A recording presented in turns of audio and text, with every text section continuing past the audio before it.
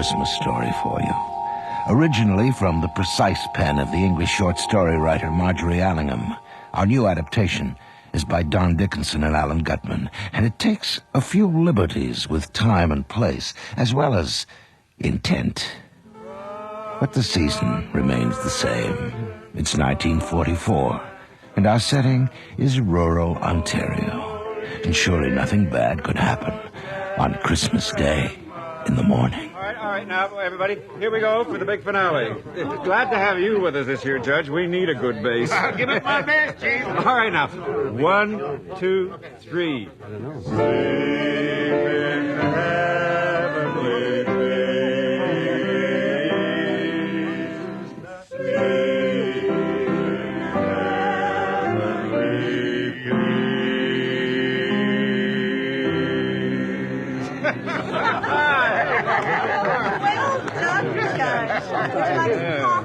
Coffee would be lovely, Mrs. Jacobs. And that was a superb lunch. Oh, I thank you, Judge. Coffee, Bob? Yeah, sure, we could all use some. And how about some liqueurs? Could you get them out of the buffet, darling? Yeah, I think that's your department, love.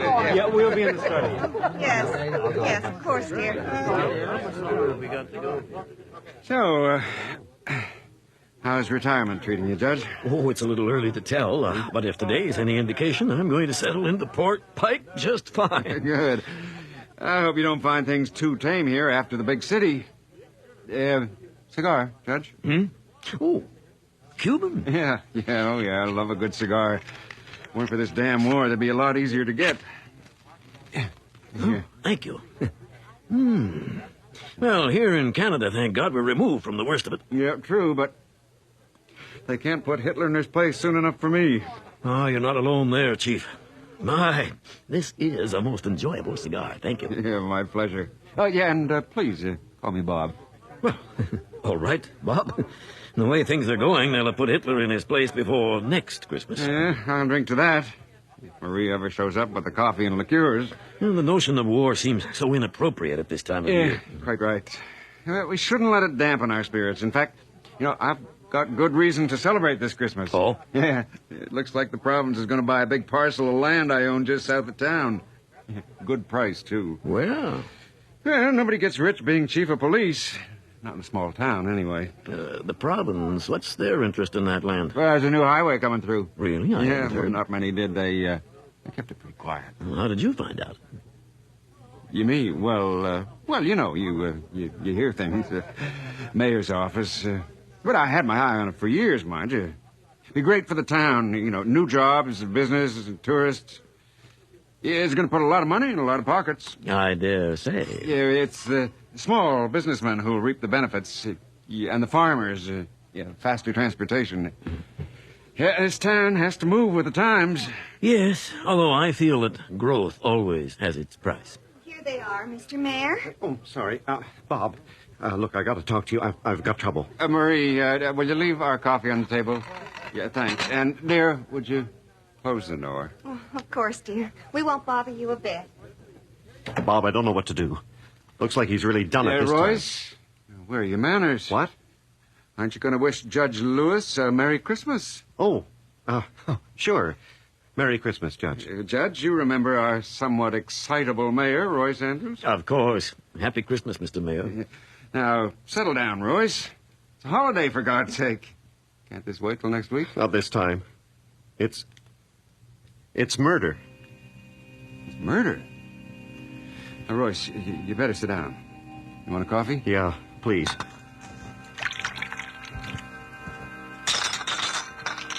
Royce, what?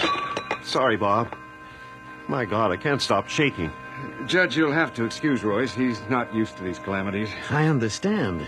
But it would appear that Port Pike is apparently not so different from the big city after all. Yeah, what happened, Royce? It's old man Noakes.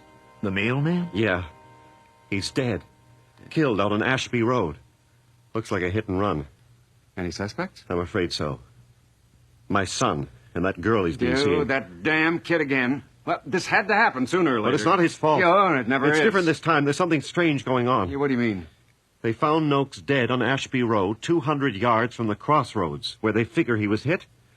But apparently he had just delivered mail to someone a mile off Ashby Road. And what's so unusual about that? Well, do you think he got hit, walked a mile into the bush, delivered somebody's mail, then walked a mile back to the main road to drop dead? That doesn't sound very plausible. Whose mail did he deliver? Some old woman named Margery Fison. Lives in the old Benson place. I didn't know anybody lived up there. Neither did I. But she does, all right. A strange one.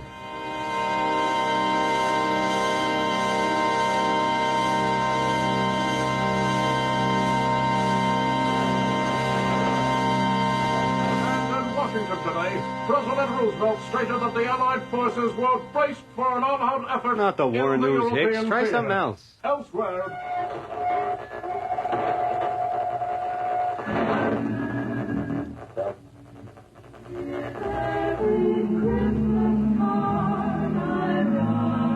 That's more like it. May your days be merry and bright,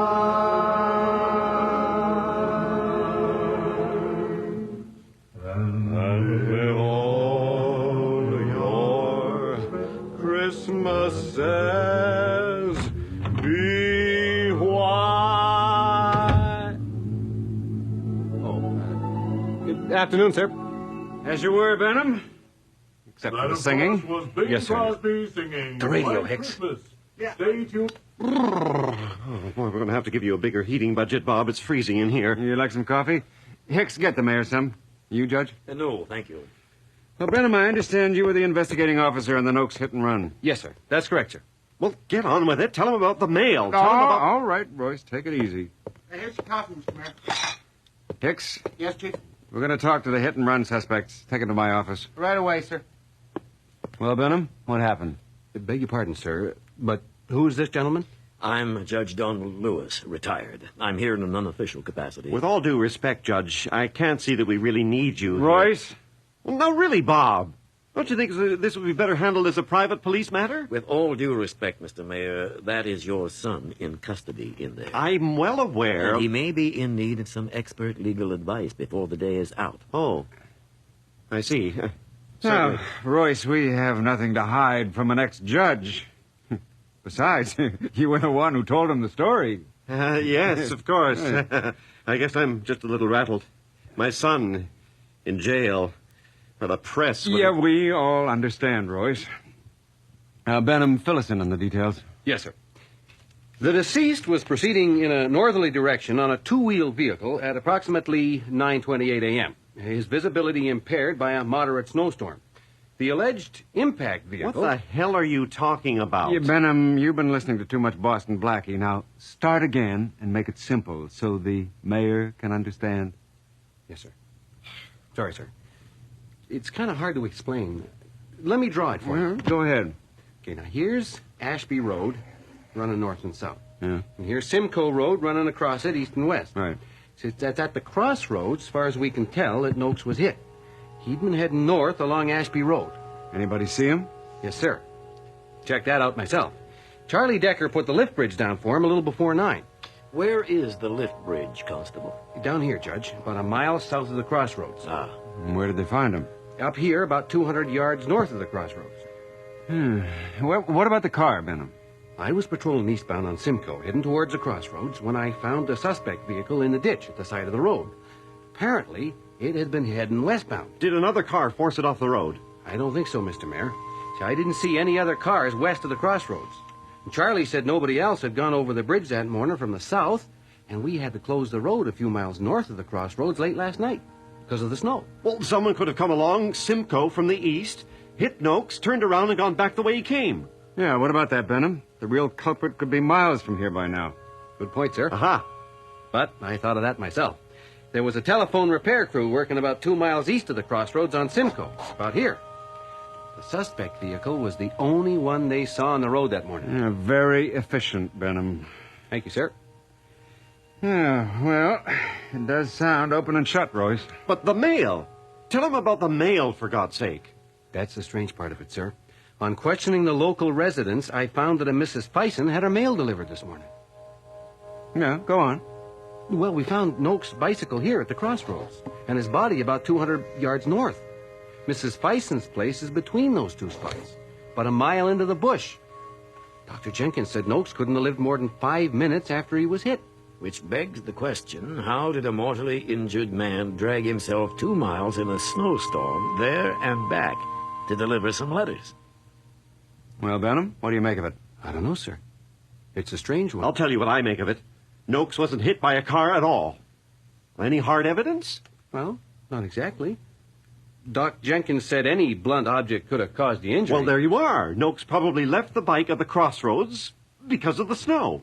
While he was tramping around in the bush, he probably came across somebody still. You know what goes on up there, Bob. Yeah, that's true. The guy clubbed Noakes, panicked, dragged him back out into the road to make it look like a hit and run.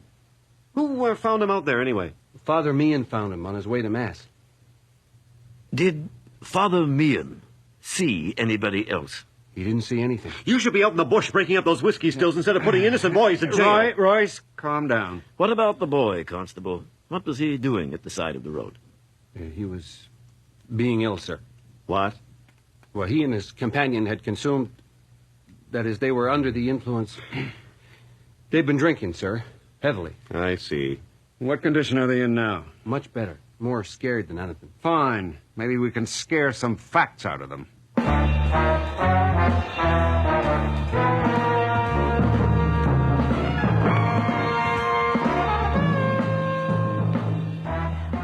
Damn. Look at the time. Probably breaking out the good stuff at the party by now. You want a cigarette? No. I still don't feel so good. Hey, don't worry. We'll be out of here in no time. Get to the party. We'll have a few drinks. Maybe a little fun on the way home. Oh, Jimmy. How can you think about that now?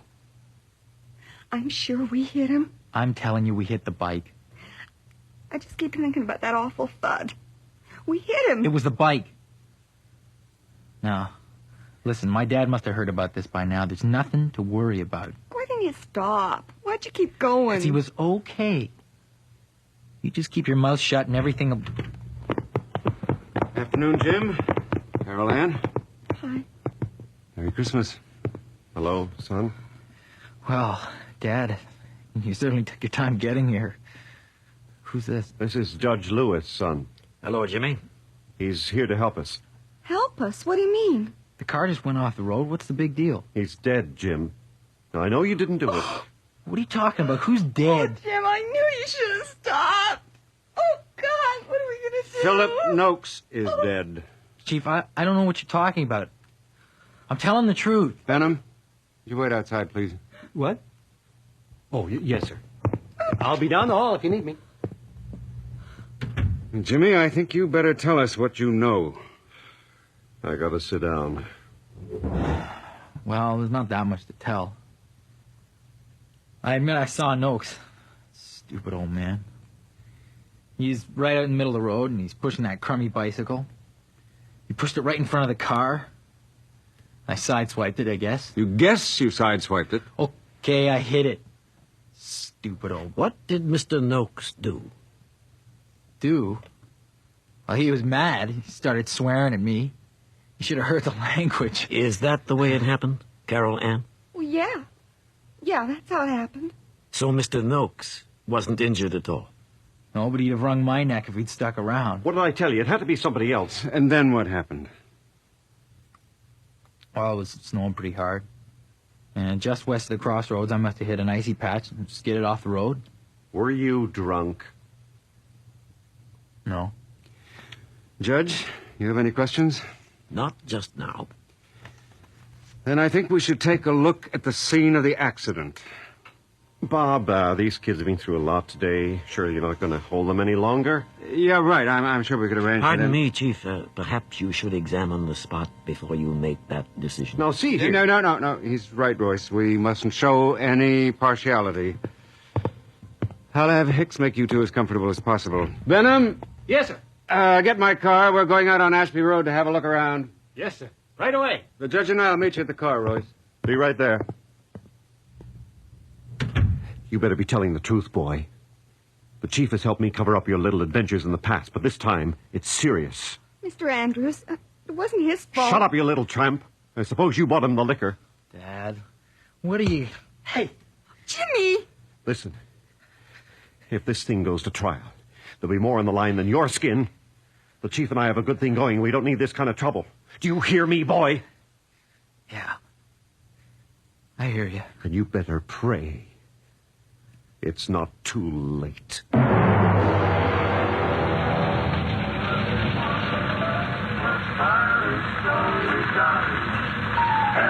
Will you turn that thing down? Sorry, sir. And, Judge, will you roll your window up? It's freezing in here. Sorry, Mr. Mayor. It was getting a little smoky. Okay, I'll put it out. Hey, there's the car up ahead.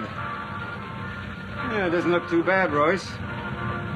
Fender's a bit shot, though. That's an old dent. Yeah, pull over, Benham. Let's have a look.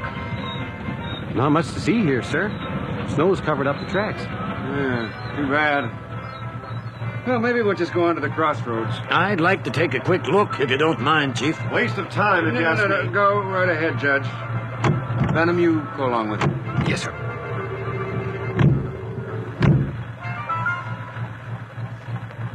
We will continue with our program of Christmas music in a moment. The CBC would like to take this opportunity to wish you season's greetings and a happy, prosperous new year. We now return to our presentation of Christmas music.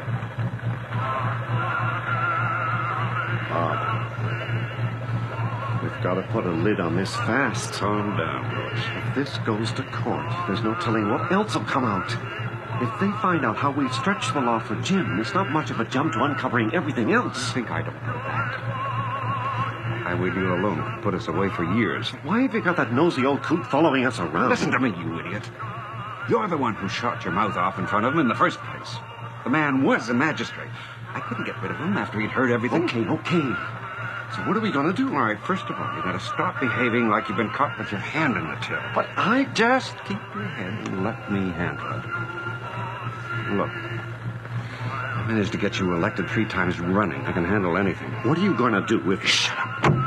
That's very interesting, Constable. I wonder what accounts for that. Yeah, accounts for what, Judge? The unseasonable amount of snow you've had this year. Fascinating. Yeah, I have a theory about that, Did sir. you find anything, Judge? I'm afraid the constable's right. The snow has covered everything. We did find some stains on the front fender. You may want to have them analyzed. Mm-hmm. But the key to this whole thing seems to be that old woman. What was her name, Benham? Fison, sir. Mrs. Margery Fison. Right. If Noakes did deliver mail to her, I think you'd better start looking for another suspect. Well, let's get over there. All right, Constable. Fison. Margery Fison. Didn't know anyone by that name lived around here. Maybe she's not on the voters list. You talked to this woman, Benham? Well, sort of, sir. Sort of. Well, don't get me wrong, sir. She seems like a nice old lady. But there's something... I don't know. What? There's just something odd about her. Very odd.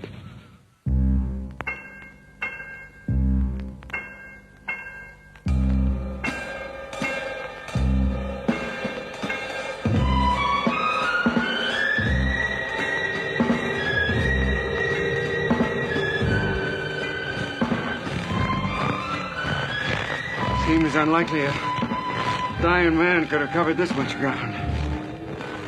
Any tracks when you were here this morning? No, sir. The snow had covered everything. You all right, Judge? I'm fine, but I think we're losing the mayor. Hey, my shoe came off. Oh, for... Well, maybe we better wait for him. Is it much farther? Just see the roof behind this hill. Looks a bit run down. Yeah, place wasn't lived in for years. No wonder. Pretty isolated out here. How close is the nearest house? About 1.5 miles, sir. Damn shoe came off. My foot's wet, and it'll kill me. Where is the place, anyway? Just over the hill. Damn. Probably caught pneumonia out here. Well, this settles my mind. Nobody could make this trip after being struck by a car. Constable, you actually saw the mail Philip Noakes delivered? Yes, sir. They were all Christmas cards. About 15 or 20. Mrs. Fison made a point of showing me each one.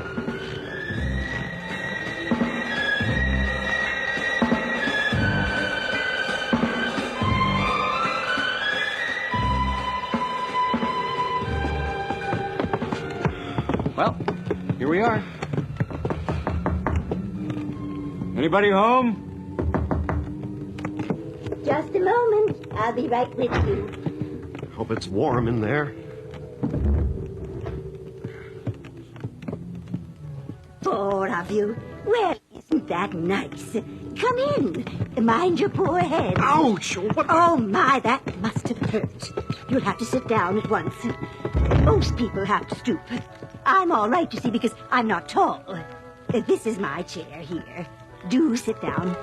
Oh, my. Your shoes. It's nothing, really. Now, you must put your feet by the heater or you'll catch your death when you go out. So very chilly, isn't it? But seasonable. And that's always nice. Don't I know you? Yes, ma'am. Constable Benham? I was here this morning. Oh, yes, of course. Didn't you have a beard then? No, ma'am. No, of course not.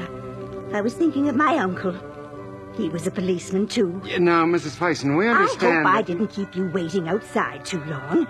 I was on the phone with dear Marion. My sister, you know. Don't see her so much since the children came along. Really has her hands full. But I do look forward to a call at Christmas. Mrs. Fison, could you tell us about... I quite forgot to say it before. A Merry Christmas to you all. Isn't it wonderful how it keeps coming around? It's such a happy time, isn't it? Oh, would you like to hear something else? Thank you, Mrs. Fison. Perhaps a little later. Let me shut it off for you. Oh, I thank you.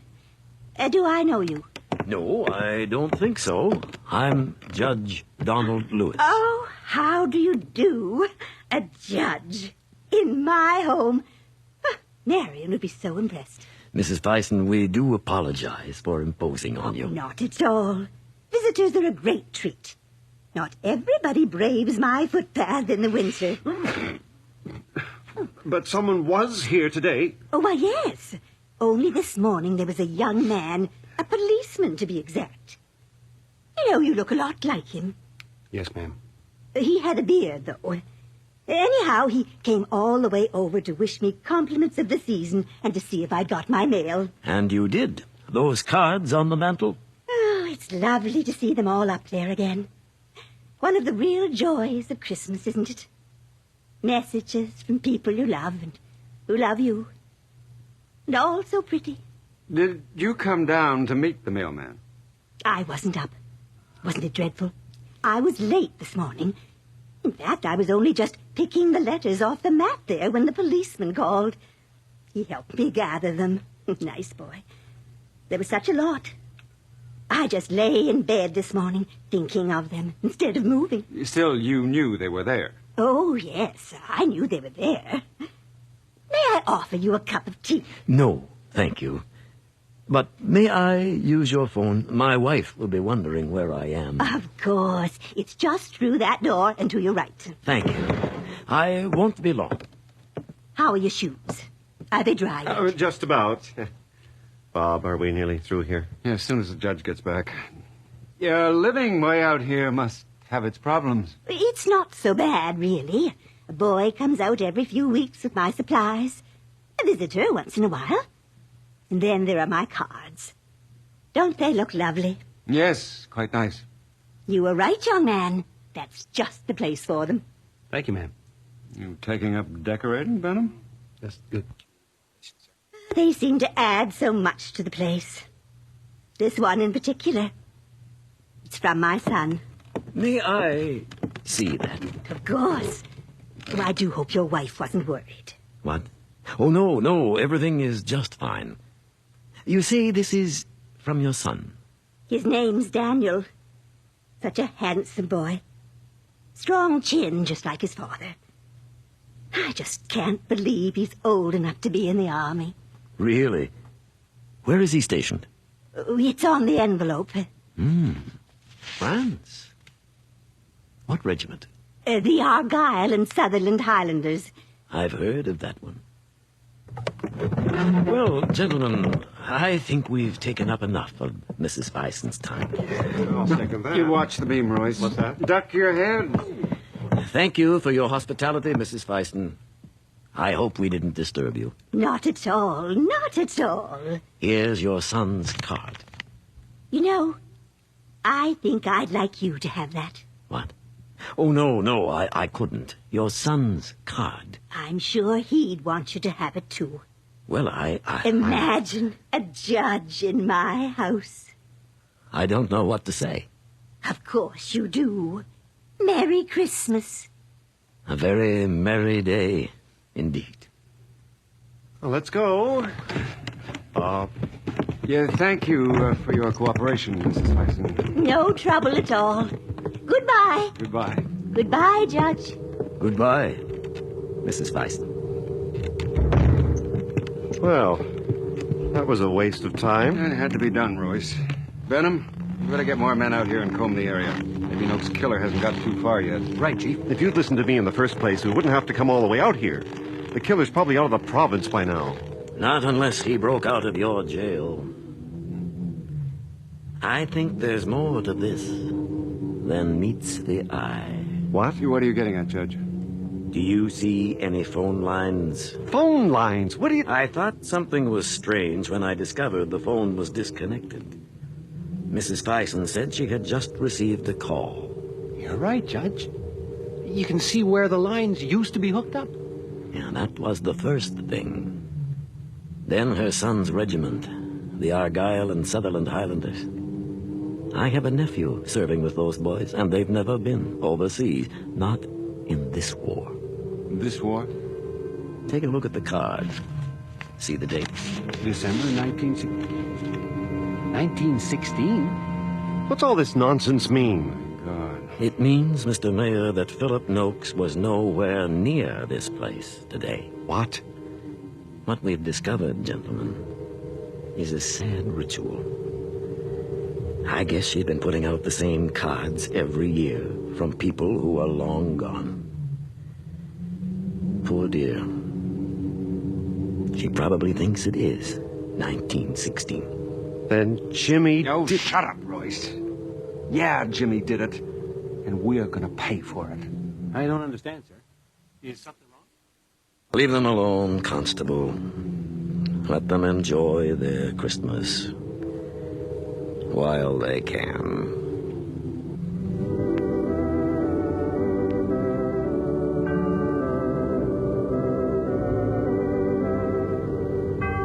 You have just heard On Christmas Day in the Morning, a dramatization of the Margery Allingham short story by Don Dickinson and Alan Gutman. Sandy Webster starred as Judge Donald Lewis, with Colin Fox as Mayor Royce Andrews and Arch McDonnell as Police Chief Bob Jacobs. Sandra Scott played Mrs. Fison, and Robert Haley was heard as Benham. Elva Mae Hoover played Mrs. Jacobs, as well as Carol Ann. Michael Wincott was Jimmy, and John Stalker played both Hicks and the radio announcers. Our recording engineer is John Jessup, with sound effects by Bill Robinson and Kathy Perry. Our production assistant is Nina Callahan, and the series story editor is Earl Toppings. Nightfall is produced and directed for CBC Radio by Bill Howell.